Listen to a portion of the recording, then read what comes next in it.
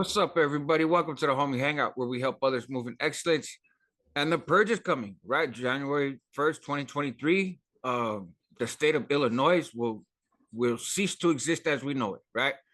So what I'm gonna do first is I'm gonna play a clip of this mayor in Illinois who is warning of the tragedies of this law, and a lot of that stuff is kind of reflected in Dub's spiel as too, right? So let's watch that, and then we'll break it down. My comments on this, I can't even begin to tell you how dangerous this act is. First, it was passed in the middle of the night with 40 minutes to read an 800-page bill, which is unacceptable. As of January 1st, 2023, the following things will go into effect, and people need to be aware of this. It abolishes cash bail for almost every offense. This includes, but isn't limited to, kidnapping, armed robbery, second-degree murder, drug-induced homicide, aggravated DUI, threatening a public official, and aggravated fleeing and eluding. Offenders released on electronic monitoring have to be in violation for 48 hours before law enforcement can act. They could almost drive to Alaska before we can even look for them. It denies victims their constitutional rights. And keep this in mind, businesses and homeowners. Officers will no longer be able to remove trespassers from your residence or your businesses. Someone could decide to live in your shed, and all we can do is give them a ticket. You have to decide what level of force is required to remove them and whether or not it's legal. Yeah, that's scary. Okay, so here's the thing. That is not what the Safety Act says, right? But it is what a lot of people in this country think, and it has been pushed very successfully, right? The propaganda is real on this one, and so let's break some of that down. But first, a word about Dubs. I like this video, right? There's some stuff I don't agree with. We're gonna get into that, but I respect Dubs. We have a different view sometimes when it comes to politics, but I don't think we have a different view when it comes to values. Our values are actually pretty similar. You know what I mean? And so I respect him. I respect his voice. I like his content. We talk offline, right? And he mentions a couple things in his video that I do think need more conversation. And one of which is how when we talk about laws impacting crime and that sort of thing, it's important for us to keep in mind that the victims of violent crimes in the neighborhood often look just like the perpetrators. You know what I mean? And so the hood has an interest in reducing crime, right? We don't want our communities to be over policed. We don't want our whole community to get locked up. Of course, we don't want that stuff. But to act like we are also cool with everybody just running around and kind of do what you want, that doesn't work either, And so this idea of community policing and how we watch out for our own so that we don't need the government to come in and do anything. I think those are good conversations, and I look forward to having those, right? And also just the reality that there's a whole lot more liquor stores and corner stores in the neighborhood than there are places to get fresh food at an affordable price or fresh food, period. You know what I mean? And so there is a concerted effort by political powers and economic powers to deprive our communities of what's necessary for us to have healthy communities. And I think that's a great conversation as well. But those are for a later date. So shout out Dubs. Go check out his video. I'll link to it at the end of this. But for right now, let's get to the Safety Act. Safe Accountability, Fairness, Equity Today Act is what it's called. This middle of the night bill was signed in February of 2021. Most of the law has already gone into effect, right? So this is not breaking news. But what are the claims? First, there's this list of non-detainable offenses. That's what you heard in the video, right? It's not true, Holmes. It's not true. So the act says that there are specific felonies for which you get no bail, right?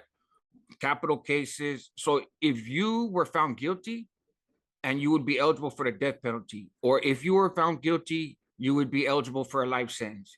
Those cases, you don't get bail, right? You don't get cut loose while you fight your case, no matter how much money you got.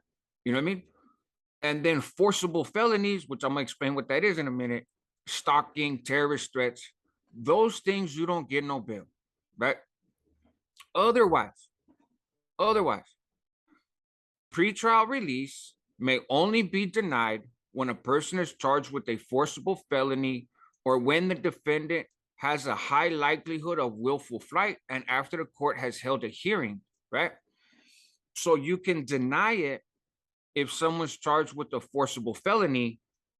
And if they're not charged with a forcible felony, then you can deny it only if they are a flight risk or there's some specific danger to people in the neighborhood, right?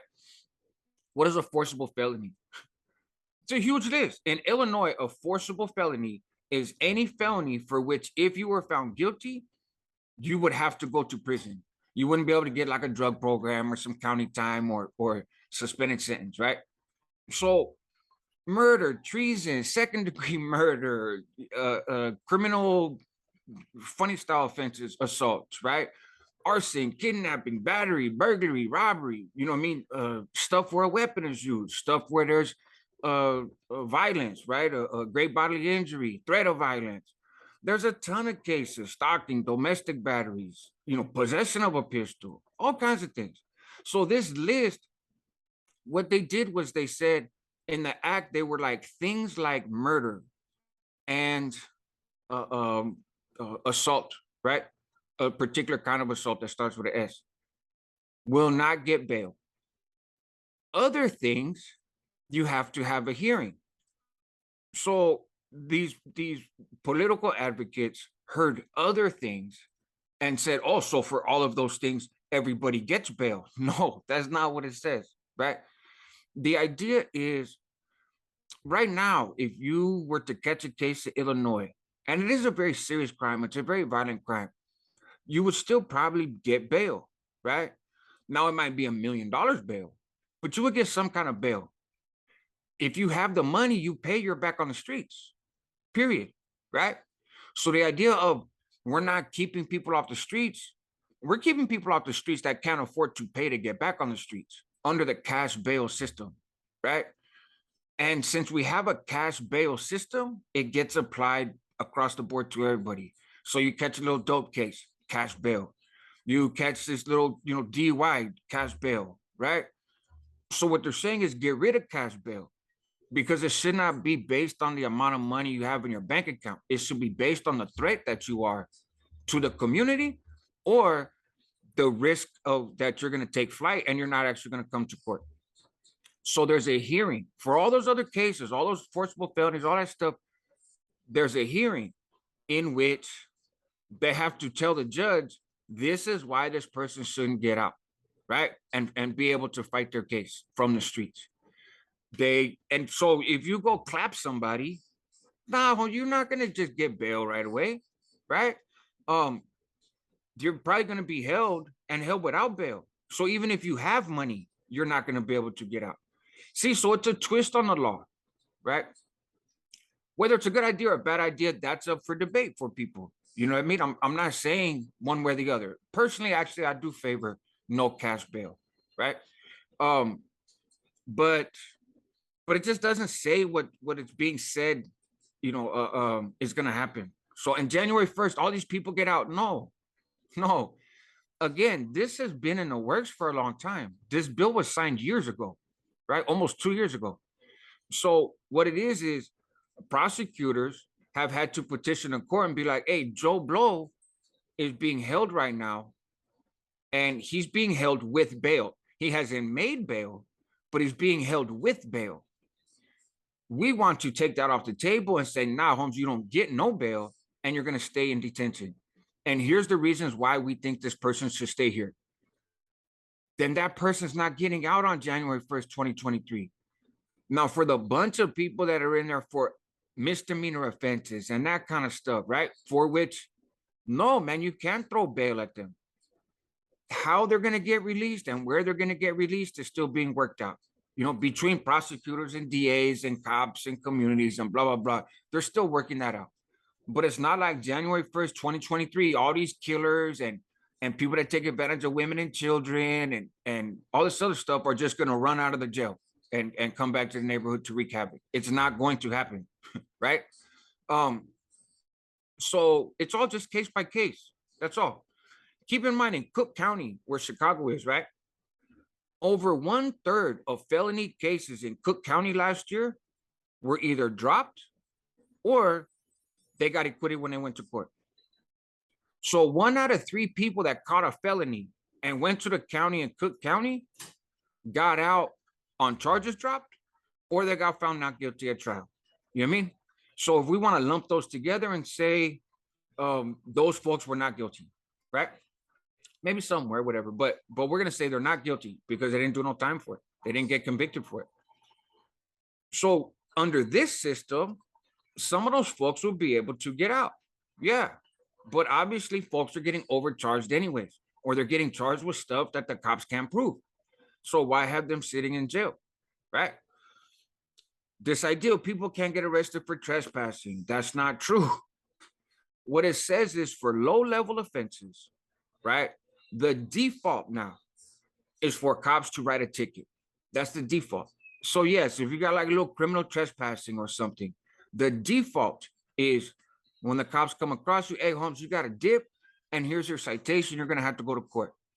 Now, if the cops say this person poses a threat to themselves or their community, they have the discretion to arrest them.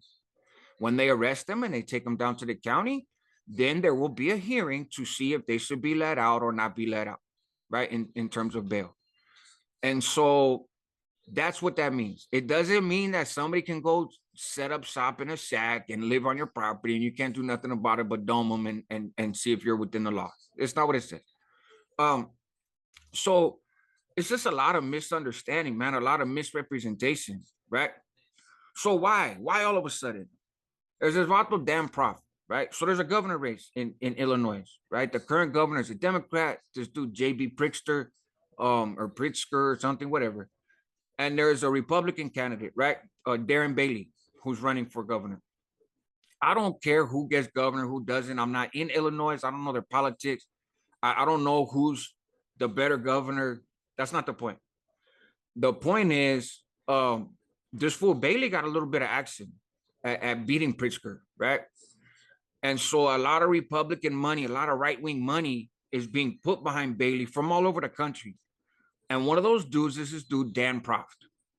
So Dan Proft has ran committees in the past, right? Republican-focused committees, right-wing committees, where he raises money. And a lot of those political action committees have been sanctioned or shut down in the past because of the shady stuff that the dude does, right? And one of his favorite tricks is sending out political mailers. So, in election season, you go check your mailbox, there's always flyers for candidates and this and that, blah, blah, blah, that you just get. You don't ask for them, you don't want them, they just flood your mailbox, right? Those are political mailers. Now, the law says if you're going to send out political mailers to everybody, that's fine. But you have to make it clear that it's a political mailer. You can't make it look like something else, right? This dude, Dan Prof, sends out what looks like newspapers, like a few pages from a newspaper, and it looks real official, and it'll have a couple stories on there, but then it'll have stories like the one that's in the thumbnail to this video. Here's all these non-detainable offenses. That's not true. It's a political ad, right? But he doesn't make it clear it's a political ad. So what happened is in rural Chicago, suburban Illinois, and in some of the rural areas where voters tend to be more conservative, where there tends to be a little bit less people of color, there's these newspaper ads with these big pictures of a whole bunch of black people, and it says, here's the non-detainable offenses. These dudes are all going to get out, right? And it stirred up some fuss, and it caught on because of social media. And then now people are like, hey, this is a good way to get voters to turn out for Republicans across the country in the midterms, because Republicans were kind of in the lead, right? Because Biden's a dump truck. But then the whole abortion thing came out, right? And that motivated the Democrat side. So now Republicans are like, oh man, we're not so much in the lead. Here's an issue that might swing it back our way. So that's all this is.